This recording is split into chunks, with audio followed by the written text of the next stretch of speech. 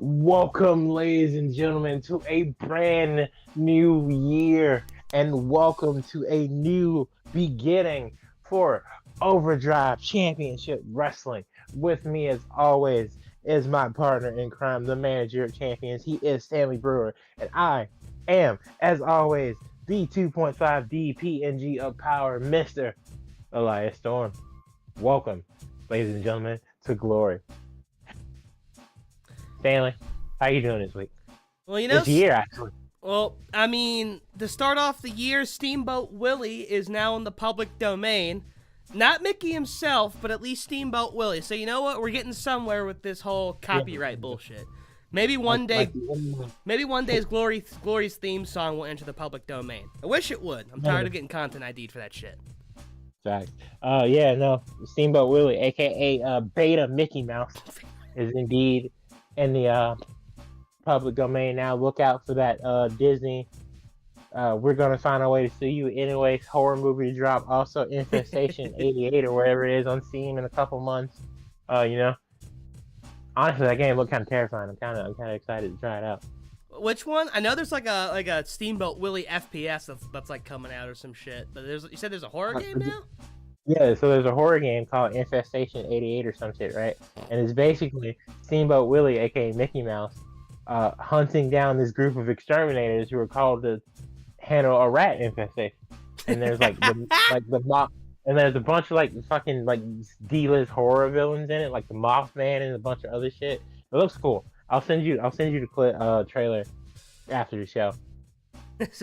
Sounds good. And this is one thing I love. This is a whole different side tangent, but I just love when shit like gets into the public domain and you just see the most out there. Like, I heard it wasn't that good, but like the Winnie the Pooh one. Oh, we're getting a 2 because Tigger and Peter Pan also hit the public domain this year. Oh my god, I can just imagine Tigger like hopping on his tail and like stabbing a person multiple times, like by hopping on it. Damn, I want to see that now. Somebody go make that. Yeah, we're getting Tigger. We're getting Pooh and Honey in the Blood or some shit too. Obviously, that's going to feature Tigger, and we're getting a Peter Pan horror movie because that's also entering the public domain this year. Except like Disney, highly upset. It takes the actual existential horror of like Peter Pan like taking kids to Neverland for the rest of their lives. You mean the demon? Because he's the evil hero of the story. Yeah. Yeah, no, that's actually going to be absolutely fucking perfect. But speaking of perfect, one thing that's always close to perfect is, the cards on both their respective shows. Mine's objectively better, but I want to see what you got on your plate tonight. That's a very not true statement. I'm putting on like first of all, this is basically the Indie Darling special mixed in with like WWE's greatest hits. But if you say so. With that being said, obviously opening up Glory tonight, ladies and gentlemen, we have probably the greatest light heavyweight match you will ever see in January. It's Daniel Bryan, aka Bryan Danielson, with his 2 points going up against Santos Escobar, currently still at 0 in round 2 Dream Open action. Everyone is very excited for this. Can Santos finally make his mark in the tournament and secure a victory, or will he go to... Wait a minute. What? Didn't Santos beat Woods? No, that was Carmelo. Okay, I was like, it's not right in my head. Okay. I checked and double checked. I did my job, even though I hate the stupid show. You can't say I'm not professional. Yeah, but will Bryan Danielson join Cody Rhodes as the only 2 men with 4 points in the tournament, or will Santos finally notch a victory and tie himself up with, honestly, like 3 other people? Kind of surprised the tournament's been going the way it's going so far. But with that being said, next up, we've got Triple Threat True Internet Championship My action. big fat ass. As Brother Nero, Jeff Hardy, makes his return along with the Rated R Superstar Edge, who is now a former TNT champion. For those of you who missed AEW World's End, I don't even want to talk about it. Never mind. Taking on the Prince of Cuteville himself, Internet Champion Tyler Breeze. Winner of the worst match in Overdrive history. That's still Wesley Shelton Benjamin, but no, because that match at least went like a minute and a half and only had 2 people. The other one went like 30 goddamn seconds that had 3 people. That's 10 well, seconds per person, you fuck. There was actual offense. There was actual offense in my match, too. Anyways. No. With that being said, next up, the first of 2 showcase matches to decide Becky Lynch's new #1 contender. It'll be Jordynne Grace, the Nightmare Rhea Ripley, Gigi Dolan, and Jamie Hayter of the Player Haters taking on each other in a Battle Royale showcase match. This should be quick and to the point. Ladies, actually, honestly, all these ladies hit pretty hard. This could easily go 20 minutes, which I'd be very surprised by, but who knows? I'm looking forward to see who comes out on top, and then next week we'll have a 4-way swing for the other match, and very curious. Becky should be on the lookout for all of these women. Next up, battle of, I hate to say this because these 2 guys are incredible, but realistically speaking, this is battle of the losers. It's AJ Styles taking on Mustafa Ali. One of these men will walk out with points, or maybe both of them win if they draw. But Dream Open, round 2 action. The phenomenal one against the Light himself. Ali, Styles, one has to give. And in our semi-main event, it'll be a Champions Exhibition match. The Iron Man, Becky Lynch, will be taking on one half of the Women's Tag Team Champions in Asuka. Maybe Asuka's next in line before either of the winners of said showcase matches. We'll have to see, but regardless, I think tonight we're going to see a match we've seen before. It'll be more hard-hitting than ever. And in our main event, Cedric Prime Alexander makes his return to the Zenith brand as he takes on the Rainmaker Kazuchika Okada in a non-title match. The first time they ran it back, they'll be running it back after the first time, obviously. Cedric was international champion at the time, and I thought it was a really cool match. Cedric has been chomping at the bit to get back on TV, and I figured, you know what? Okada needs a match. Cedric wants a match. Run it back. Yeah. Okada Alexander 2. That's a very fascinating main event, because as you did mention, they had the first Champions Exhibition match in Overdrive history. Of course, Okada, was fresh off his win at Mayhem, becoming World Heavyweight Champion. Alexander I believe he had at least a couple of, international championship defenses under his belt, at that time. Yeah. What I find most interesting about this card is that you mentioned the fact that, Asuka, if she wins tonight, she could be the next one to get a shot at the Iron Man. And imagine, you have now 2 different scenarios if that happens where somebody could become the first double champion. Because Asuka, obviously, one half of the Odd Couple. And if she becomes, Glorious Women's Champion, she could get that before Miro possibly cashes in. If he's successful in becoming the Overdrive World Heavyweight Champion, of course, Miro, becoming the men's Break the Ceiling winner the previous week. And we've seen something kind of like this before. I remember weeks back, Shayna Baszler, when she was on your brand, had an opportunity at Becky as well as in the first Blind Eliminator tournament.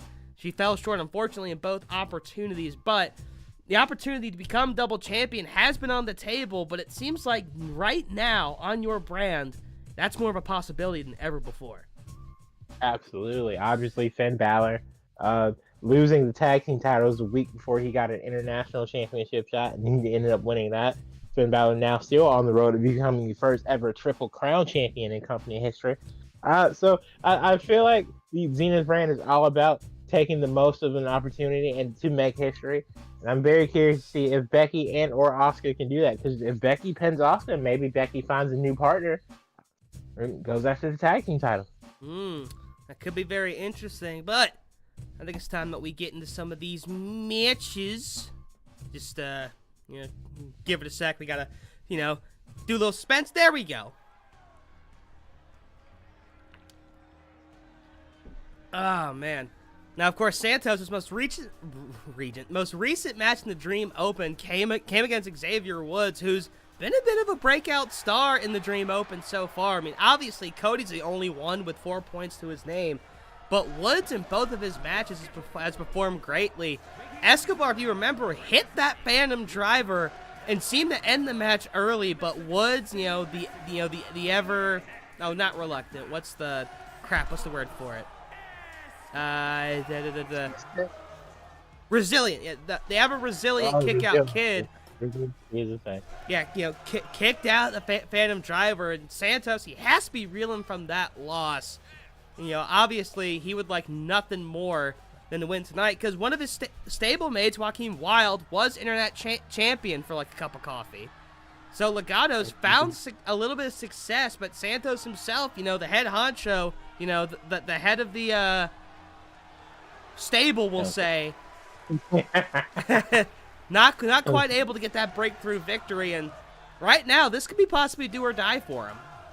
I don't know. At this point, it's definitely do or die for Santos at this point. But what's wild is that Santos Escobar, coming into the Dream Open, was on a bit of a hot streak. Obviously, eliminating Lance Archer, the Murder Hawk, in the first ever Pick Your Poison Battle Royale, and then losing, and then again beating Lance Archer in a singles match after that, because Archer felt that he was the reason, clearly, that he was not Mr.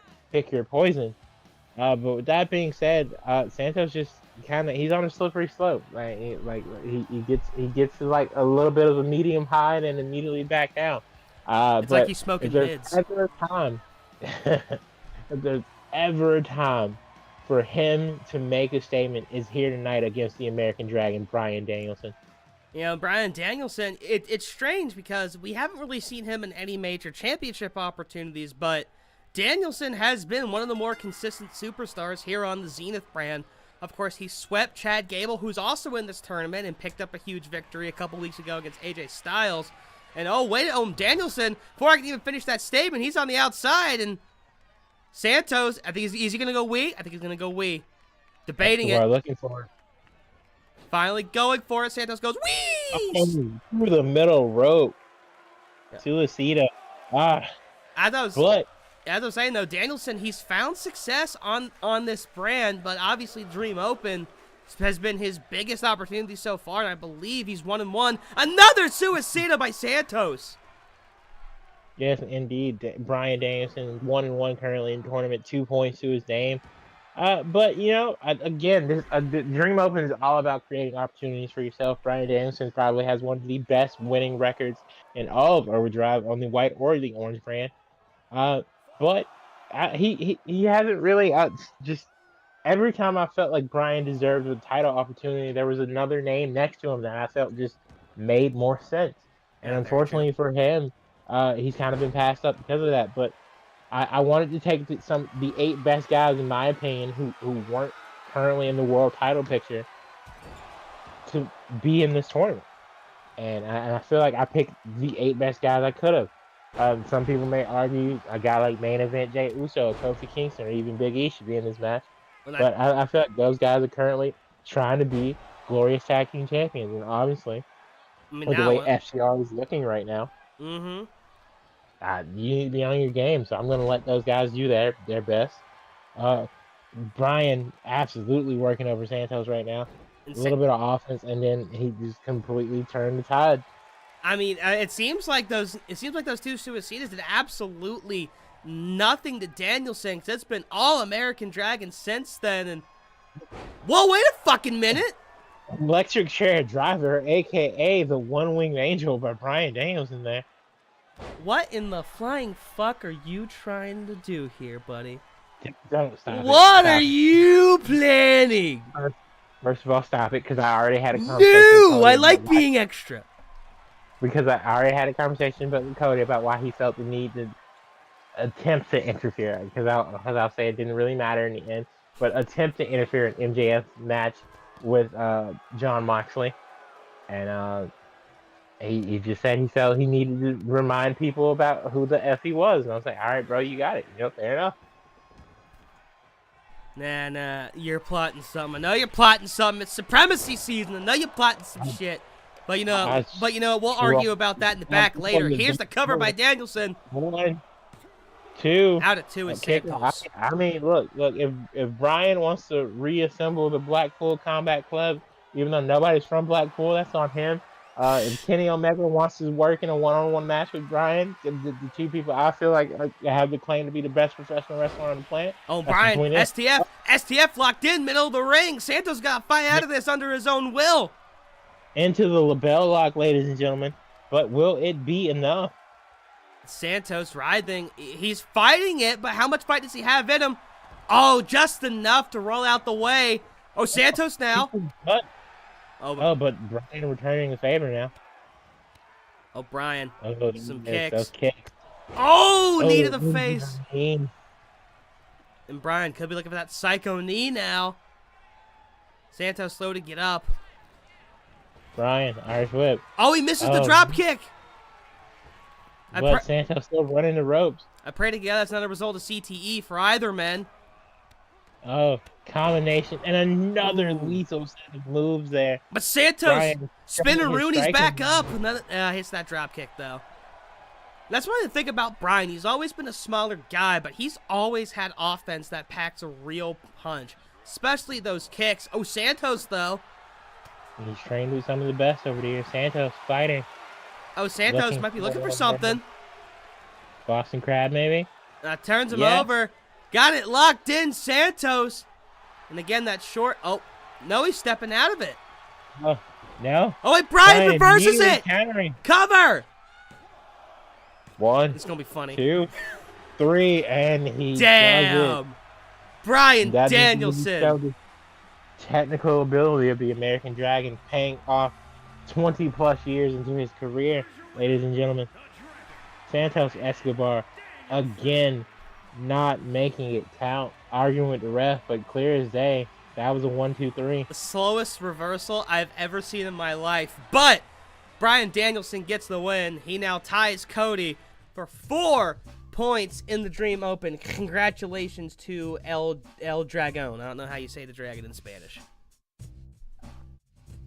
How do you say dragon? Wait, no. I would consult the G-Man. No, I think it's just Dragon. I used to watch Lucha Underground religiously, and his name was El Dragon Azteca. Yeah. Oh, well, all right, well, there you go. Shit. Yeah, Dragon Lee's name is also just Dragon. I think it's just Dragon. He's just El Dragon. El Dragon Lee. I think that's one of the ones that just doesn't get translated. I just love that. Like they say like all like this like because I don't know Spanish and I'm not gonna pretend I do, but they say all the words blah blah blah blah, blah. El Dragon Lee. Yeah. Lucha Underground's on the list. I swear to God. You see the highlights all the goddamn time. Like people still remember the fuck out of that thing. It was such a good promotion, bro. I hate it went out the way it went out because of contract disputes and they weren't paying people and a bunch of. But it was so fucking fun. It's always not paying people. It's they tried to bring it back in MLW with Azteca Underground, but it just wasn't the same. It didn't work out. I mean, it's like it's always either not paying people or not getting a TV deal. I swear to God. Yeah, but we pay people, and speaking of people who are being paid, next up is the Real Internet Championship, founded by the Matt Cardona, who I haven't seen in a while because he fucking lost it. Yeah, he's upset. I mean, but he still got like 7 other championships. I heard he was like trying to get the NWA title back. I was like, hey, yo, bro, do your thing. I just need you in like 3 weeks. Making his way to the ring right now, someone who Cardona is actually very familiar with, a former international and TNT champion, rated R, Adam Edge Copeland. God damn, you can actually really see his package through that tights. Holy shit. All right. And of course, Edge, being the veteran that he is, we give him the pyro treatment. I mean, he does kind of help us pay for that a little bit, so that's also appreciated. Shout out Adam, he's a millionaire, so he be throwing bread in and out there. Have you seen any of his movies? I've seen him in the Percy Jackson series, or at least I've seen clips of him in the Percy Jackson Wait, he's series. in the Peter Johnson series? What god does he play? He's Ares. Oh, okay, I can see that. Yeah, also I've seen him in like I want to say he's in Vikings or something, right? Yeah, I've seen clips of him in TV shows. Oh, I don't think I've watched. Like peak beard Edge, yes, I definitely can see that in Vikings. Yeah, I don't think I've watched like a full piece of content with him in it outside of wrestling, but I've definitely seen him like in a bunch of like clips online and different stuff. I'm like, oh shit, that's Edge. I mean, because that was his whole thing after he had to quit wrestling. It was, Oh, damn. You know, Hardy helps us pay for that, too. Thank you, Jeff. I forgot how much pyro we have. Jesus Christ. Shouts out to Greg. He's wearing multiple hats back there. But, like, yeah, that was, like, Edge's whole thing when he had to quit wrestling. He became an actor for a little bit. I guess he still is, technically. But anyway, moving on from Edge, here comes Jeff Hardy, who has put on some banger matches, but, you know, he's getting a little bit up there in age, so, you know, we don't mind if he comes here part-time. He's welcome anytime, of course. We're revolving door of wrestlers in Overdrive. You know, they're allowed to pursue other projects. We're not stingy. I mean, besides, every time he shows up, he puts on bangers. Yeah, no, for sure. I haven't seen a bad Jeff Hardy match yet in Overdrive. Of course, Hardy at one point did compete for the International Championship, was in that inaugural match at Wrestle Mayhem. So Hardy could, I mean, he's got experience in these matches, but he got a hell of a lot to go through, including one half of Team Canada, Mr. Breeze himself. One of your favorite wrestlers, if I'm not mistaken. Absolutely. I love Tyler Breeze. I love everything he is. Breeze is my guy. I hate the fact that he never won gold in NXT. Original NXT at that was crazy good. But, you know, it didn't work out the way he wanted it to work out. But he's here now in Overdrive, and he's currently the internet champion. So that's all that matters. I mean, he did win the NXT tag titles with Dango, but, you know, he definitely, especially during that NXT, like, Fatal 4-Way era, when it was, like, him, Neville, and Tyson Kidd competing for the championship. Sammy, too, obviously. God, that was so much fun. I need to go back and, like, binge through that era, because I have, like, that NXT DVD I showed you that has matches from that era, and some of that shit's absolutely unreal. But I remember, because I got big into NXT kind of during the Capitol Wrestling Center era, and that's when and that's when they had that tag title run, and it was short, but, like, you have to remember, that tag division, even then, was stacked, because you had Breezango, Imperium was able to make their way over after travel restrictions were kind of lifted, Gristle, Young Veterans, MSK had just showed up. I mean, hell, Killian Dane and Drake Maverick were a good little duo for a couple weeks. And of course, the UE was still a banging thing. God, I miss the Undisputed Era. I miss it so much. And that is undisputed. Ladies and gentlemen, Mr. Copeland, Brother Nero, and that pretty boy. Bell's rung, triple threat rules. Here we go for the Internet Championship. And Hardy off to a fast start. He and Edge have history even in this promotion. Oh, Breeze, though. Ooh, DDT. Introducing Hardy to that new generation of extreme offense. But why did you say it like that? You know damn well why I said it like that. I don't know why you said it like that. You know damn well this is a fake-ass paper championship. It's literally paper thin. You saw when the referee held it up. That's wild, because that's literally like 9 pounds of solid gold. Oh, yeah? Well, mine's 10 pounds. So suck my dick. Well, that's not true, because the NWA Championship was 10 pounds ago, and that was way better. Okay, fine, I lied. Mine's 11 pounds. Suck my dick. And Hardy goes for a crossbody and fails. Breeze, though, running Bulldog right in front of Hardy, and he's going to take advantage now. DDT. God damn, Breeze can sell the shit out of that. Oh, and a second one. Another one. Hardy absolutely planting Breeze there. A DDT, one for Jeff, one for Matt. Yeah, we'll call that the double Hardy or something. I don't fucking know. Edge, though. Well, the ref in the way presented the snake eyes. Again, these guys going into business for themselves. Edge, though. Oh, yeah, sit out powerbomb. Not going for the cover, though.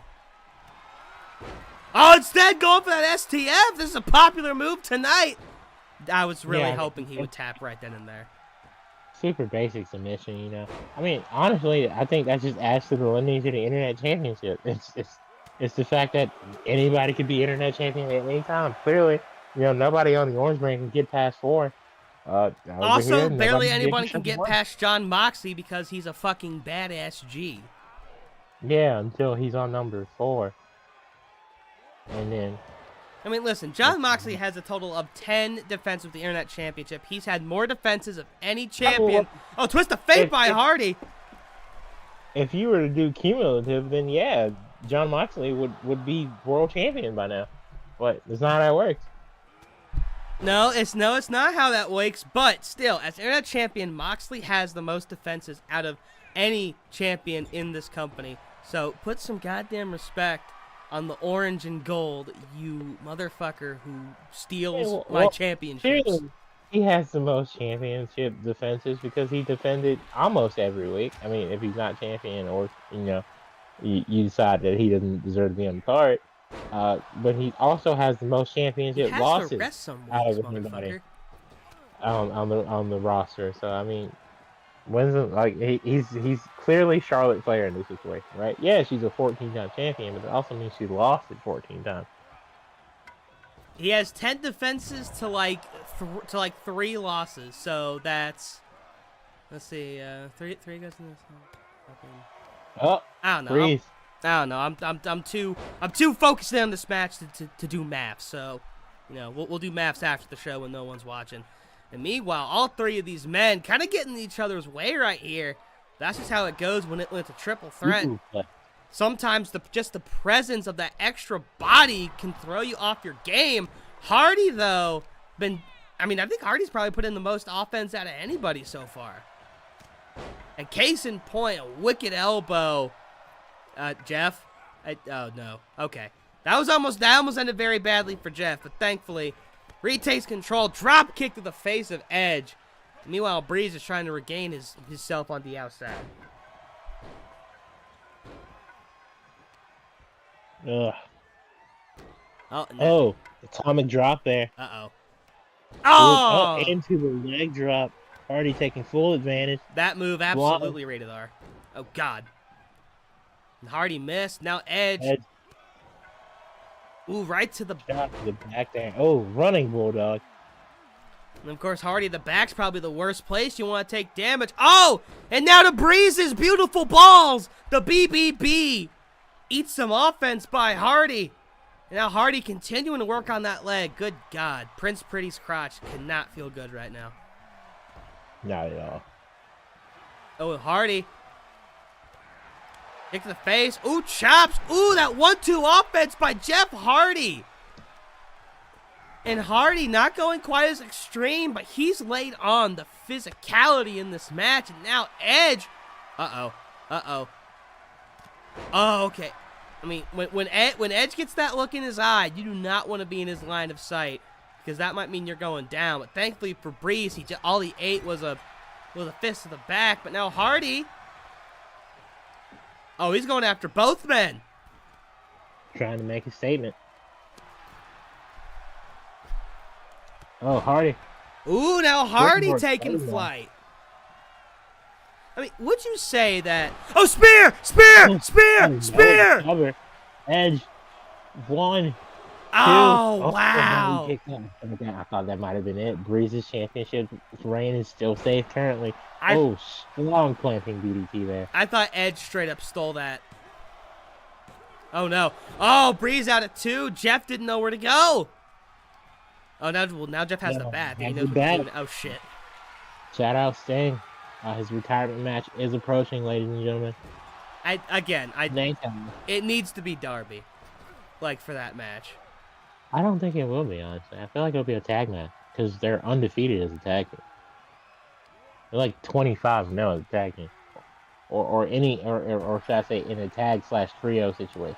Any match where they are a part of the tag team as a duo, undefeated. Oh, Edge hits that DDT. Both men are down. Oh, he's got that look in his eye. Who's he going to choose? It looks like Breeze. Breeze eats it. Spear in the middle of the ring. Oh, but Hardy's right there. Oh, no. Edge. Execution! DDT. And now he's going to pin Hardy. Oh! Hardy kicked him out now. Oh, does he? And Breeze is back up now. Honestly, Jeff Hardy playing the perfect spoiler there. But honestly, Edge should have pinned Breeze right there because Breeze was down the entire time. That Hardy was down and kicked out. Uh-oh. Edge Breeze maybe looking for the unprettier or you know. Oh, Super super kick! kick. That works too. The prettiest super kick in the game. Breeze now calling for it. And I think Jeff's just going to let him hit it. Oh, no. Jeff runs interference. Adam, oh, that. But that Breeze, knee to the face. Edge is down. Wait. Hardy now. Oh. Fall away powerball. And Edge rolls out. He's on his feet, but he's clearly not all there. And now shots to the pretty face, the moneymaker. And Hardy trying to turn Breeze into one of the uggos that Breeze despises so much, except for the ones that give him money. Oh, Edge, though, planting Breeze in the back of his beautiful head. What a match so far, ladies and gentlemen. Oh, and Edge is mad at Breeze for some reason. I mean, well, the fact this match is still going, right? Edge, second rope. Tried to go for a second rope spear, but he whiffed. This could be Breeze's opportunity. Stiff elbow. Now here comes Hardy into the ring. Oh, Breeze! He hit them both! He hit them both with that kick! Two. Oh my God. Edge kicks out. I honestly thought Breeze had it there. Breeze got 2 for 1, but Hardy was still on his feet. I don't blame Breeze for going for the easier cover right there. Oh, and he gets planted on the mat. Hardy now. You know, where the fuck did the Hardys get those damn pants? Like, I've never seen anybody else wear those kind of pants. I'm assuming it was like, well, nah, because fucking whatchamacallit wasn't the thing when they were younger, too. Oh, shit, Edge! Out of nowhere! Edge is your new internet champion. And Edge captures his second championship here in OCW. The Rated R Superstar. Blood on his face, but now 9 pounds of gold around his waist. I'm not even sure what he hit him with. Like, I didn't think that was gonna win it.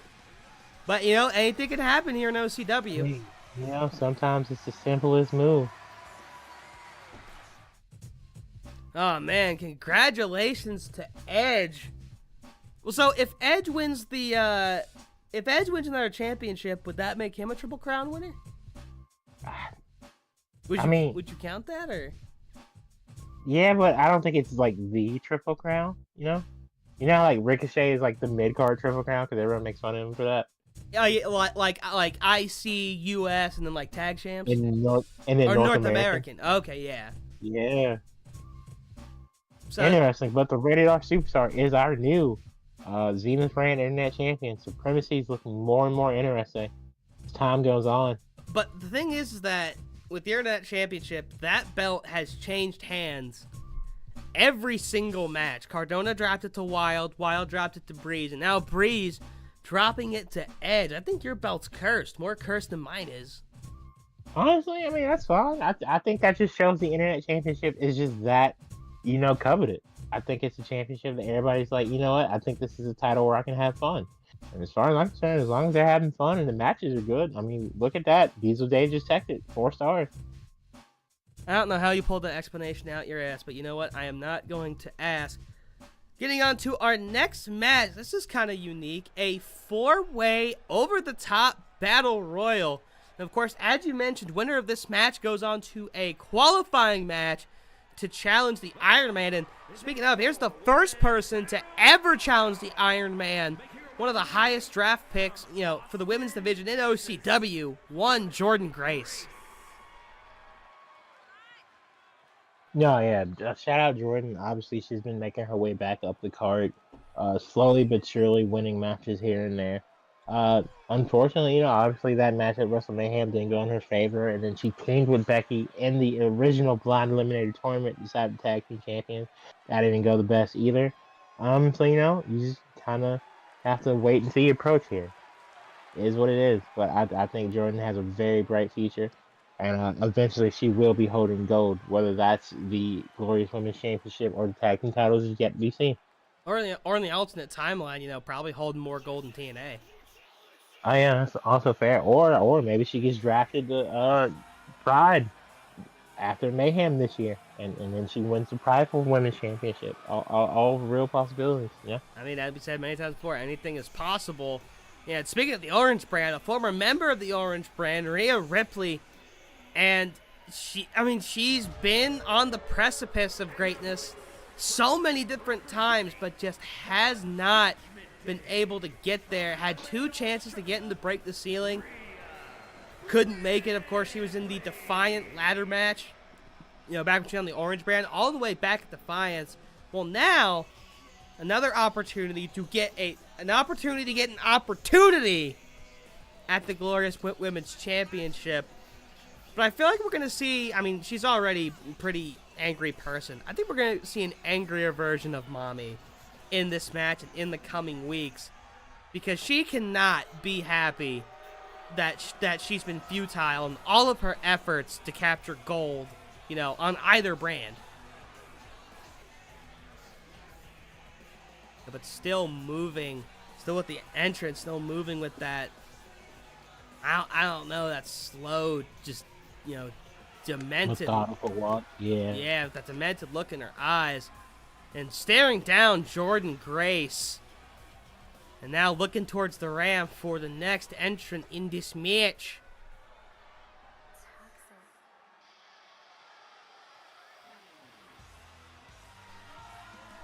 And here comes one half of Toxic Attraction. They're not, this time, 1/3 actually. This time actually properly, making their entrance separate, because Jason's not even in this match. Here comes Gigi Dolan.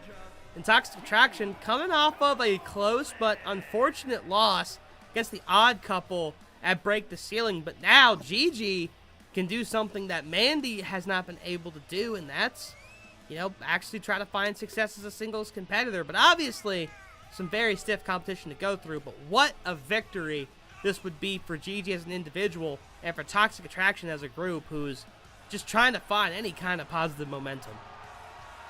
No, that's very true. It's a very real thing. Obviously, Toxic Attraction is all very talented, but they just haven't really found that gear yet when it comes to taking that next step. But again, it's professional wrestling. Anything can happen. It's only a matter of time, in my opinion. Fucking TNA can come back and Wrestle Kingdoms tomorrow, so, which I'm actually gonna watch that. Like, that's gonna be like in the fucking early ass hours in the morning, right? Yeah, it's like the butt fucking early morning. It's like 2 a.m. Shit, I'll just stay up for that shit. I'll just pull it on later because I have the NJPW subscription. I'm like, this is what I bought it for. So I can watch Kingdom. Yeah, take it full advantage. I hope just if you wake up to a bunch of text that like whenever the hell you wake up and it's like who the fuck is this guy? Oh my god, that moonsault, like just shit like that. You'll probably have like 100 texts by the time tomorrow morning. All right, yeah. Thank you for letting me know I need to mute my phone. And like I can just imagine you like giving like an individual answer to each text. Like first of all, this guy does this, this, and this. Second of all, yeah, that's a great moonsault. That's kind of his thing. Third of all, why the fuck did you send me 137 goddamn messages when you know I'm trying to sleep? That's usually how most of our exchanges go. And meanwhile, we completely skipped over the entrance for Jamie Hayter. Of course, the Player Haters becoming one of the more popular tag teams in OCW as a whole. And Jamie, of course, absolutely no slouch as a singles competitor. Oh, Jesus, Gigi planting Jordan Grace. Oh, and Jamie's the first one to go. That did not take long. That's heartbreaking. Jamie, we are so sorry. We love you. The Player Haters have been steadily climbing up the ranks, and honestly, I could definitely see them being the next in line to challenge for the tag title. But that was gotta hurt for sure. Absolutely. Oh, what a nice ass looking senton by Jordan though. But like Gigi almost immediately went after the biggest dog in the fight in Jordan Grace, and Gigi showing that aggression, showing that she wants to find that success, not just for her, but for Toxic Attraction as a whole. And now going after Mommy. Oh, Jordan, though. She wants that revenge. Yes, she should. God, I think I felt the fucking earth shake with that spine buster. Jordan Grace Strong as hell, and right now it's got a leg up on both women. But can she do make it? the difference? Rhea Ripley obviously has been searching for that win here on the Zenith brand. She's been involved in some like decent matches. She's definitely put on a show, but obviously Cora Jade was the upset of the century over her earlier. Mm-hmm. And I don't think she's like really recovered from it yet. Honestly, none of Judgment Day has since like losing all of their gold, Yeah, which very she true. clearly wasn't happy about when she got moved on over to this brand. Ooh, going. I mean, of course, Rhea probably wanted to try to, reinvigorate Judgment Day. As you said, they lost the gold. Finn went and won the international title, but Dom and Priest failed to recapture the Glorious Tag Team Championships. And Finn was only international champion for a short time, of course, losing it to Edge. And, of course, Edge, just a second ago, became a two-time champion. Oh, Jordan's out on the rope. Oh! Gigi finishes up what Rhea started. Would you count that as random tag team maneuver school? Yeah, sometimes it just happens. Random tag team maneuver school is such a beautiful thing that, you just gotta take advantage of it when you need to take advantage of it. Absolutely, and Gigi took advantage, speared Jordan right off the apron, and Gigi, with the right move, she could steal it right here from Rhea. Oh, Rhea, though. Oh, no, Gigi reverses. That's not going to do you much good. It might wear her down a little bit. Honest to God, I really thought Rhea was going to pick her up for a riptide. Oh, instead Rhea, though, looking to clothesline her out. Oh, wait, no. She might be looking to throw her out. Oh, there goes Gigi. Rhea Ripley takes care of business. Mommy will get an opportunity. Finally, the Nightmare has taken one step closer to being the new Glorious Women's Champion. Obviously, she has to go through Becky and whoever wins the four-way swing showcase next week. But, I think this is a really good step forward for not only Rhea, but all of Judgment Day.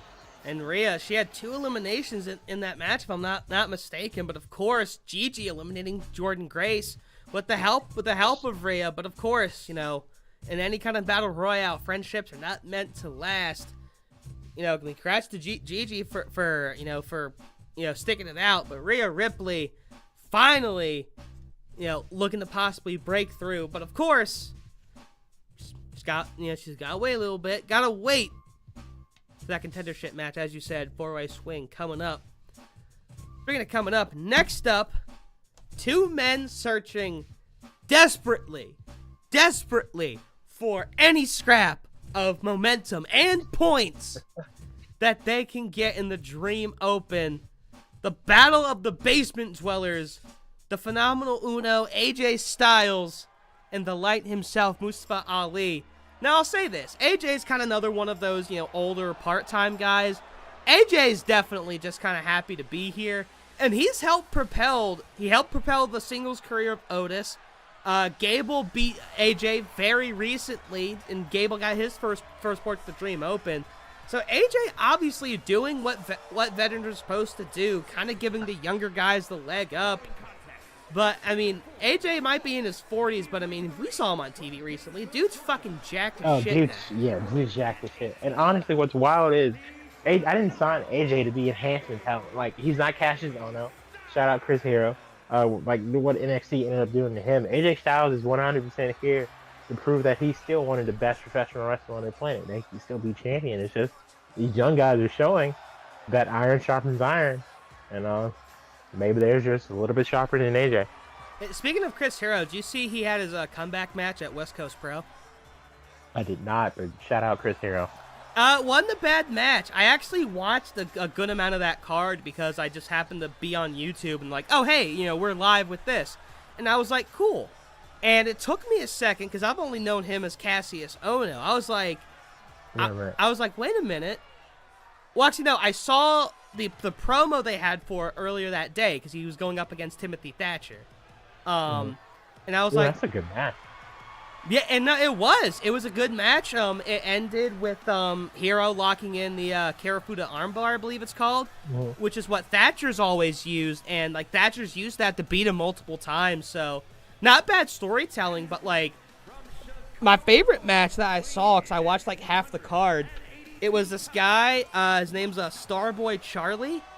And his whole thing is that he wrestles in like this like denim overalls. He's called like the Denim Dragon, and he wrestled Chris Bay from Impact, and they had a banger match. Chris. Like I'm guessing that Chris's whole thing, he's part of like ABC. I'm guessing their whole thing is, oh yeah, wrestling to us is as easy as like ABC or some shit. Well, they're in Bullet Club because Jay White was in Impact for a while, and he signed in the Bullet Club. Okay. So it's Ace and Bay Club, because it's Ace Austin and Chris Bay.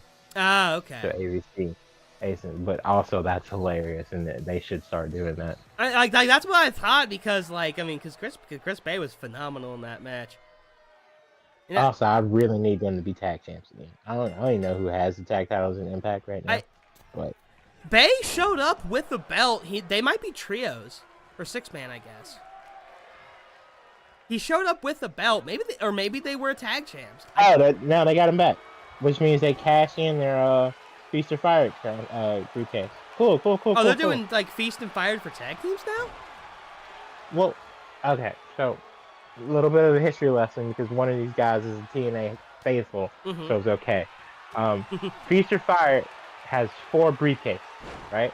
Depending on whatever championships were around during the time period in TNA, but more often than not, it was the tag team titles, the X Division title, and the World Heavyweight Championship, right? And then the one is fourth you briefcase get fired. Was you're fired, right? Which was a storyline way to get people who were leaving the company out, or a storyline way to like get sympathy for somebody who ended up weaseling their way back into the company.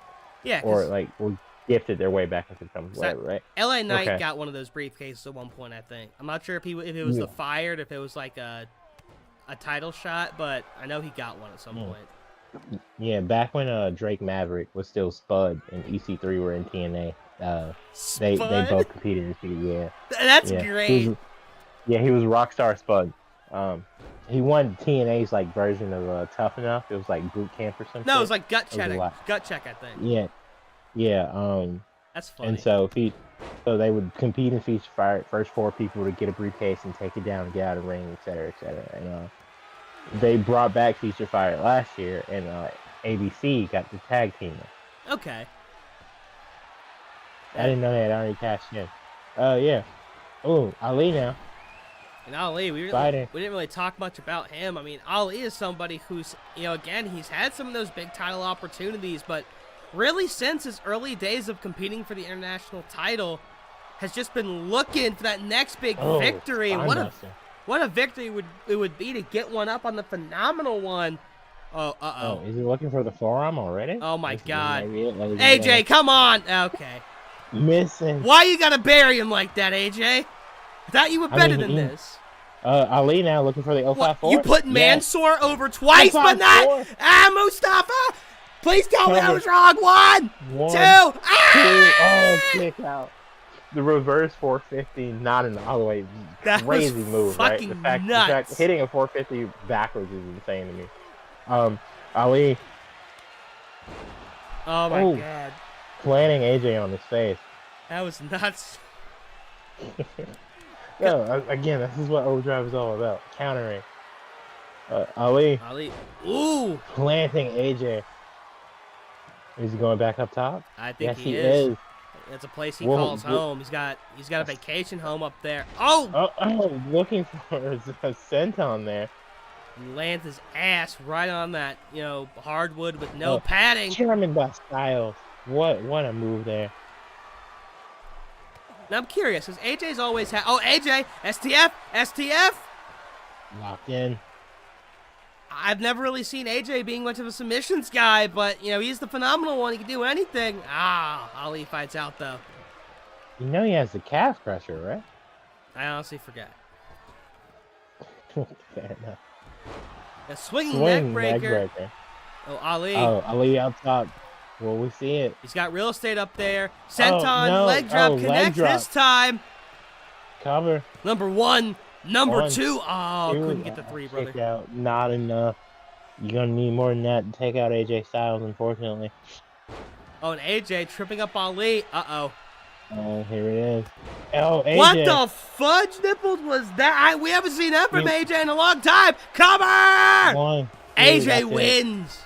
AJ Styles going for that corkscrew. I'm sorry, that springboard 450. It turned into a springboard 450 clothesline. Wow. I mean, I think AJ was doing that to show Ali, hey, listen, this flippy shit you could do, I invented the flippy shit. AJ Styles, that might be his first victory in Overdrive. I'm not gonna lie. No, AJ's definitely won matches before. Don't quote me, obviously, because I don't have a spreadsheet in front of me because we still haven't gotten that set up yet. But no, AJ's definitely won a match before. But this honestly was much needed. Unfortunately, Mustafa joined Santos as the only 2 people in the tournament with 0 points still. But I mean, Daniel Garcia had 0 for a hot minute. He turned out all right in the Continental Classic. But yeah, AJ Styles moving up 2 points. He joins the likes of well, he's in Group B. Xavier Woods, and Chad Gable. And Chad Gable in his group, of course, Gable. You know, I don't think he hasn't had his round 2 match yet. I don't think. Now, I'm sure he'll be on the card next week. But AJ, at the very least, for right now, he keeps himself in it. Ali, I don't know. I just feel bad for the guy at this point. No, for sure. But interestingly enough, Daniel Bryan Bryan Danielson, the American Dragon, and Cody currently have 4 points apiece. That's right. And Danielson, of course, in Group A, and then Cody in Group B. So both groups, clear leaders emerging. We could be looking at the finals, ladies and gentlemen. But we still got at least a month more of action in the Dream Open. We're going to stretch this out and make it as amazing as possible for as long as we possibly can. But with that being said, in our semi-main event, ladies and gentlemen, women's singles action, Asuka Lynch Champions Exhibition. And of course, this is the first ever women's champion exposition here in OCW. And it's interesting because, I mean, we talk about it all the time. Becky Lynch, you know, one of the only forever reigns left here in OCW. Asuka, though, you could make the case, even with less time as a champion, no one's really been able to touch the odd couple. And of course, Asuka being the one to get the tap out with the Asuka locket, break the ceiling. So if you really want to get super duper technical, which I always do because I am who I am, we got 2 forever reigns on our hands right now. Yeah, absolutely. The Zenith brand is showing that women's wrestling is the standard. Obviously, Becky, an impressive run, knocking off the likes of Shayna Baszler, Jordan Grace, Bianca Belair, Cora Jade. No one has been on her level, and then obviously Asuka, I don't think she's lost a match since entering the blind eliminator tournament with Charlotte, and same thing for Charlotte. This is a very real opportunity to see who is head honcho, obviously. But the thing about Asuka, right, is that in the alternate universe, Asuka was kind of that one person who always had Becky's number for the longest time, who always seemed to have the one up on her. And it does kind of suck that in the pandemic era we didn't get like a proper like cash in or feud with them. But you know, Becky got pregnant, you know, went off to become a mother. And by the time she came back, Asuka was still face. She really didn't start doing more heel stuff until Damage Control became a thing. And Becky's just, outside of like a brief feud with Bayley, Becky's just kind of been doing her own thing. So Asuka and Becky really haven't been able to lock up in a long time, outside of like I think one hardcore match on Raw.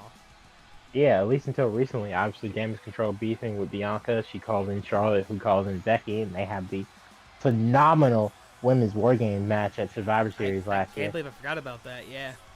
Yeah, you tripping, bro. But it is what it is, obviously. Now Bianca enlisting the likes of like Shotzi and Zelina Vega and Misha and Mia Yim. you know, because Charlotte's out with her knee injury. So that feud with Damage Control is still going. But honestly, Bailey is probably about to get betrayed and then turn face, and we'll see. But if not, you know, Bailey could beat Rhea, and the Kabuki Warriors reunited could beat Kaden and Katana. That's the current women's tag team champion. Good for them, by the way. I love the two of them. Oh, absolutely. Oh, Asuka immediately going overhead after missing her first move. Not even letting arm Becky trap, get to her belly feet. to belly. Oh, Jesus.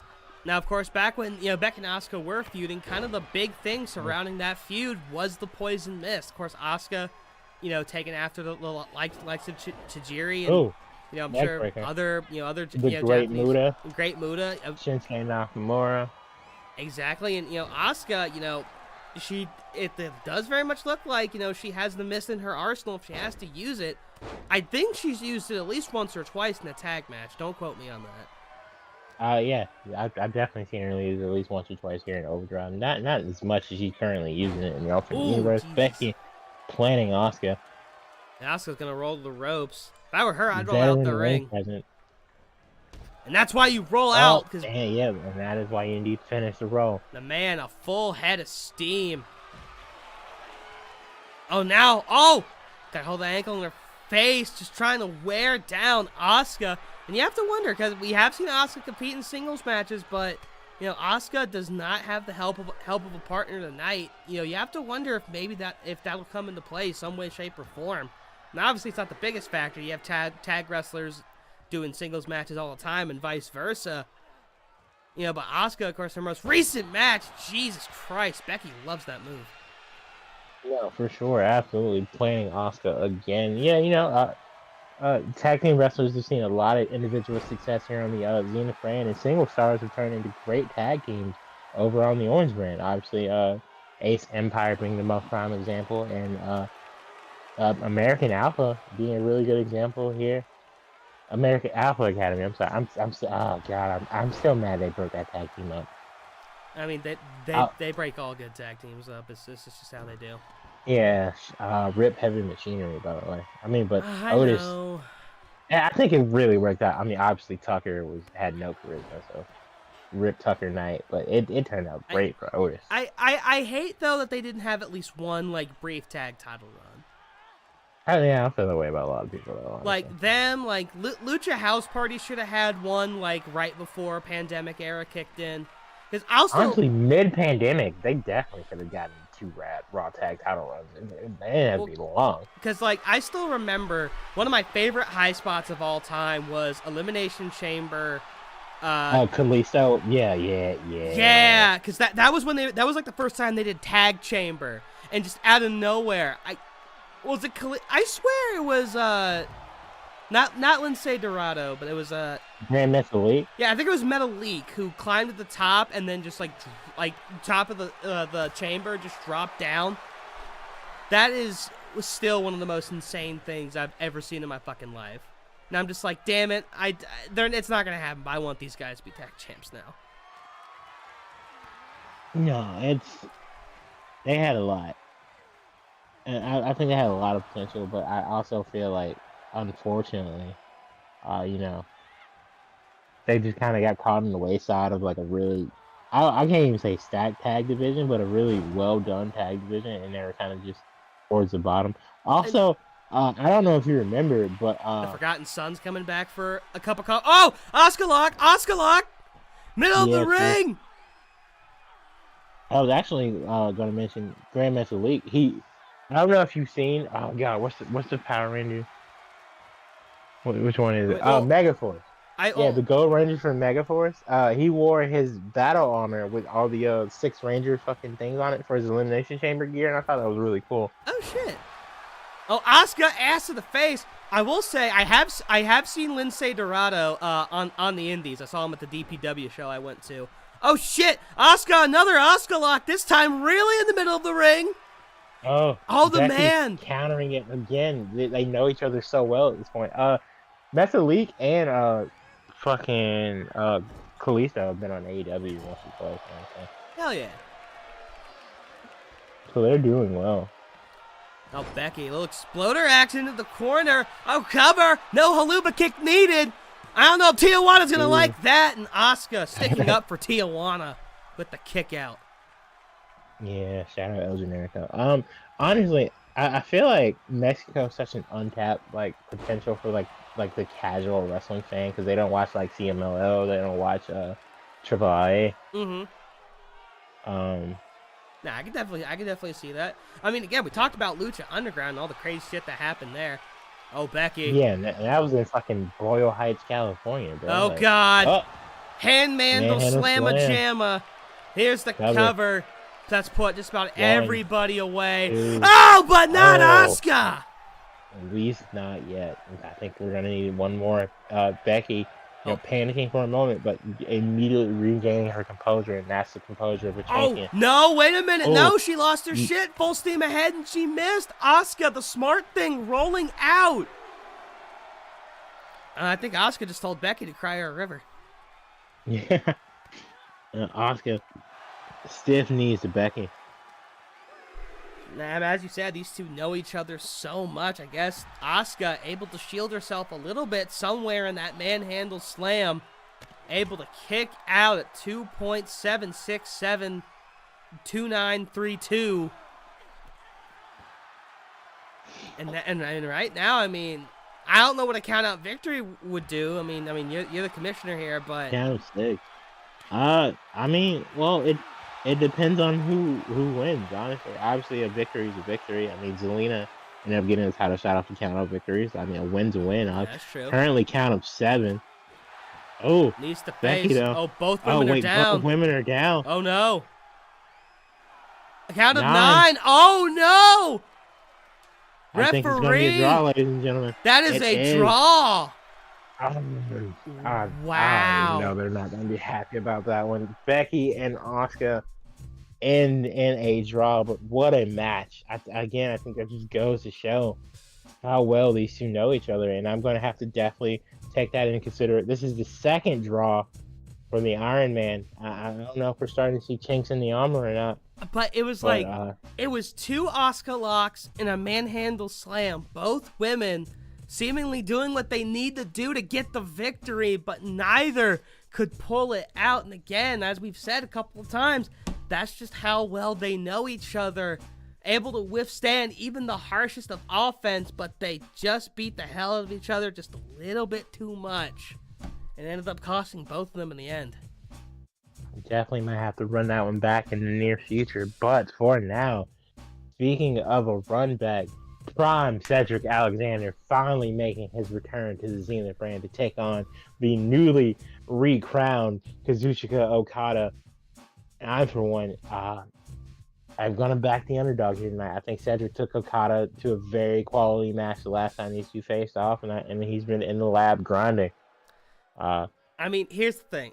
My thing is that, and I'm not just saying this to go against him. I mean, obviously, I'm very appreciative of what Cedric has done. Cedric was one of OCW's trailblazers, because, I've put Cedric in hype packages to show the fact that, we were here to give opportunities to those that we felt truly deserved it. And, Cedric, of course, was one of those trailblazers, one of those first people to really kind of prove what it was we were trying to do here. But Okada is the final boss of the Zenith brand. Only one man's been able to take him down, and that was Otis. I don't know if that's because he used the Konami code to get there or what, but Otis managed to take him down. Remember, Okada had to go up against 3 other men to get this belt back, and then, of course, beat Kevin Owens, who initially broke the ceiling to get that belt from Ricochet. But the thing about it, Okada's only suffered one true pinfall here in OCW, and again that was against Otis. I don't know. Yeah, and even then that was in a 3-way dance. Like in a 1-on-1 match, Okada has never been pinned. That's very true.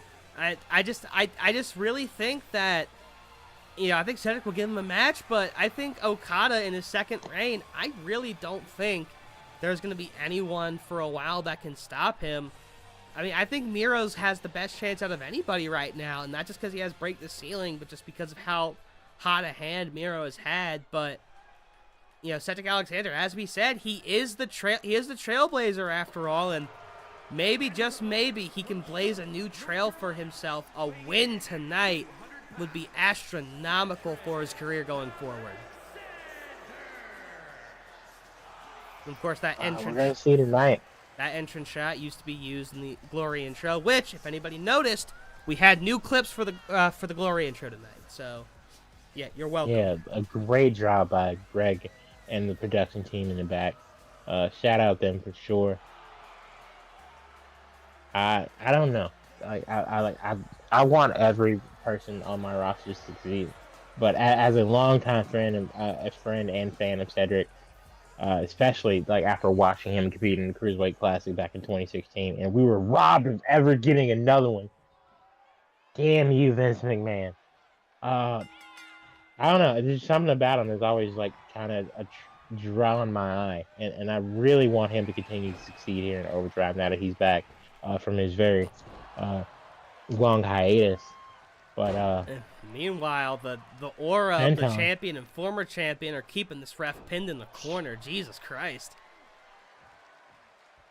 Now Okada, the current Overdrive World Champion, taking control very, very early in this match. Oh, and another senton. Standing senton, that is. Oh, a third one. Third. I think Okada, once again, is trying to prove a point. Maybe he feels like he should have never lost the Overdrive World title in the first place. Again, that was in that three-way dance. Okada is definitely of the opinion that, title matches should be one-on-one, man-to-man, and he's proven so far that when it comes to that stipulation, it's very hard for him to be beat. Okada out at one after a phenomenal springboard clothesline. But Okada going back to those sentons, seemingly working the upper body of Cedric. Oh, Cedric's already up. That caught Okada off guard. Cedric. This is 100% an opportunity you have to fight for. Wow. Oh, leg drop there. And these two so powerful, it is lagging the entire reality that we live in.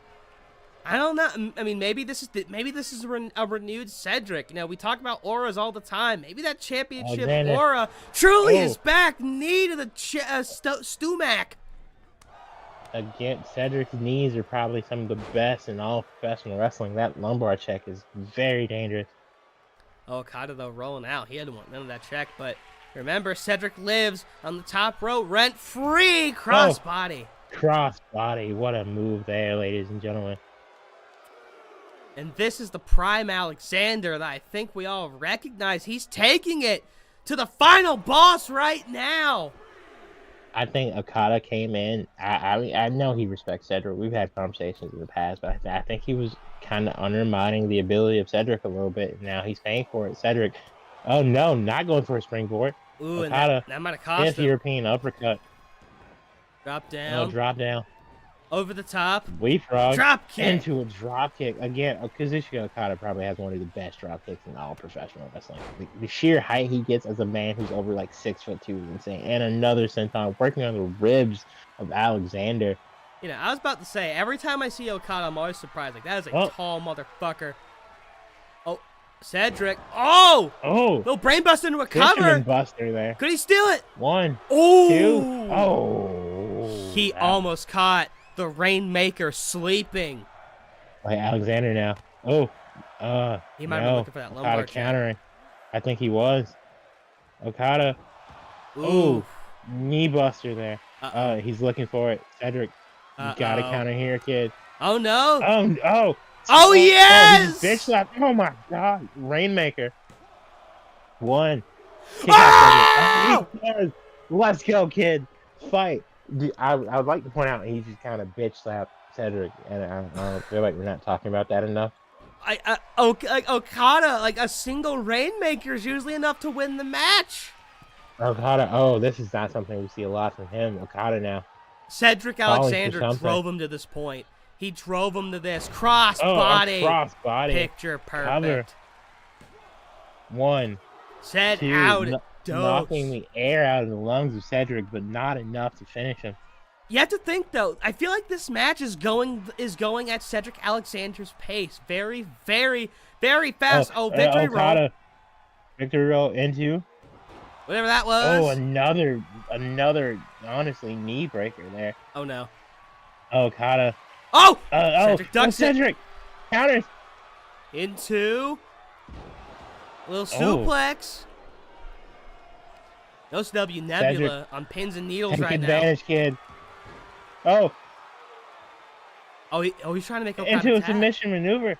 Okada's by the ropes. Oh, he's working. Busted open Cedric there.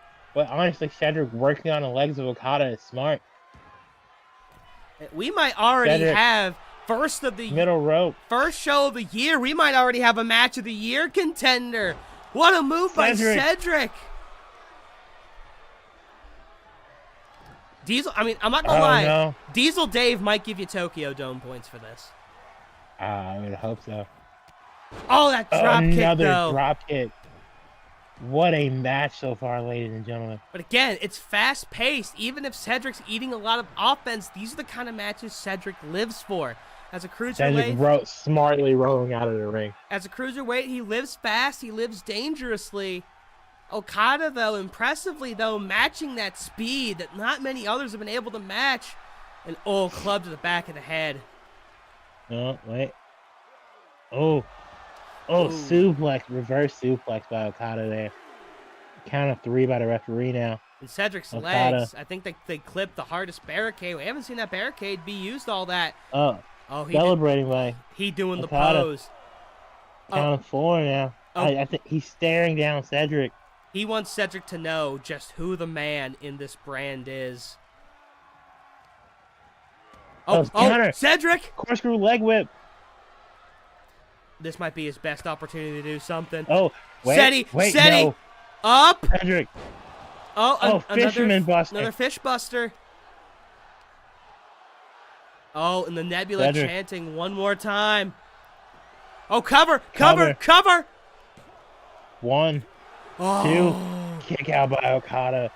What a match, ladies and gentlemen. Cedric, he took a long time dragging his body. I think that wear and tear starting to get to him. Those extra few seconds ended up being vital. Rope stunner. Cedric, he's trying to find out. Does he want to go turnbuckle? Over the top rope. He wants to go over. Oh, no. But he kips up. In that moment, you could hear the air be sucked out of OCW Nebula, but Cedric immediately recovers.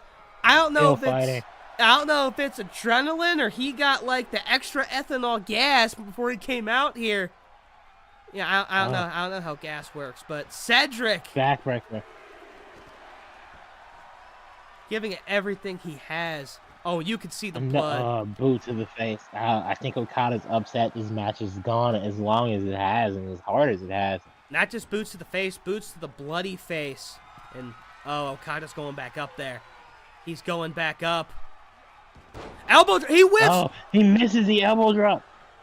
Can Cedric take advantage? Stiff shot. That was absolutely a shot on Okada. And plants him again. We haven't seen a Spanish fly. We haven't seen the lumbar check.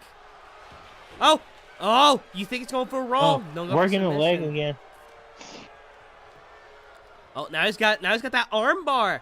Trying to prevent Okada from being able to do... We haven't really seen Cedric go to the top rope. And wait.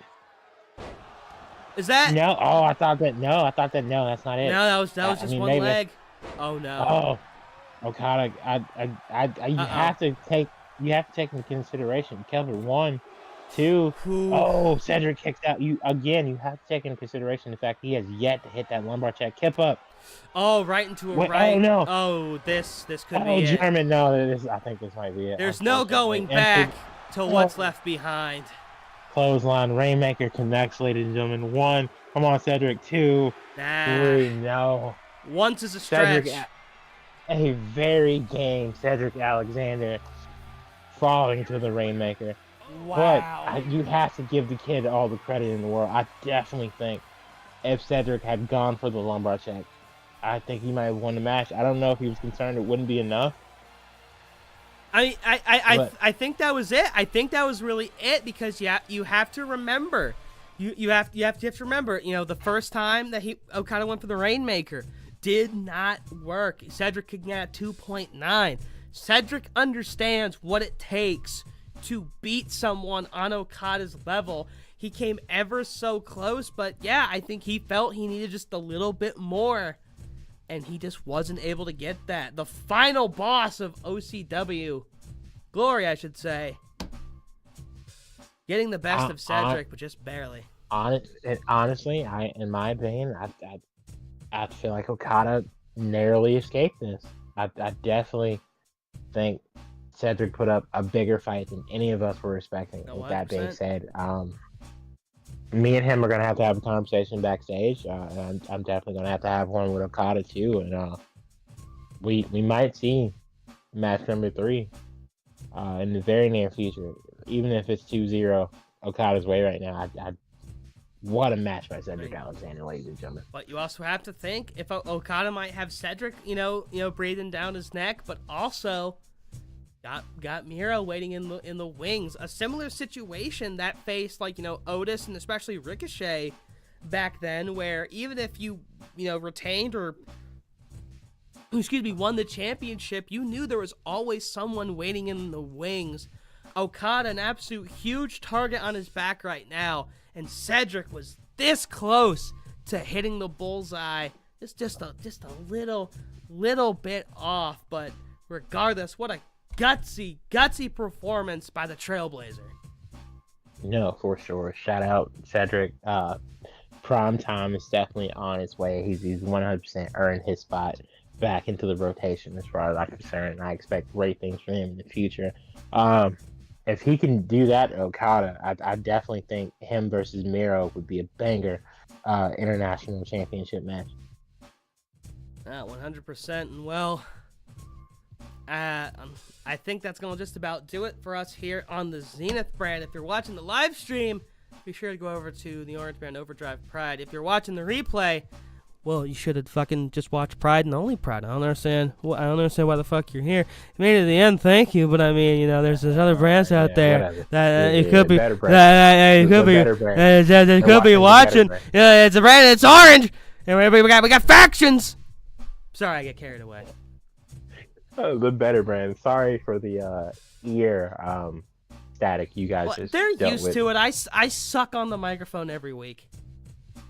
But with that being said, ladies and gentlemen, for Stanley Brewer, thank you guys for watching another exciting episode of the Zenith brand, the white brand, Overdrive Glory, the first of many to come this year. And we'll see you guys in about 15 to 20 minutes. Thank you.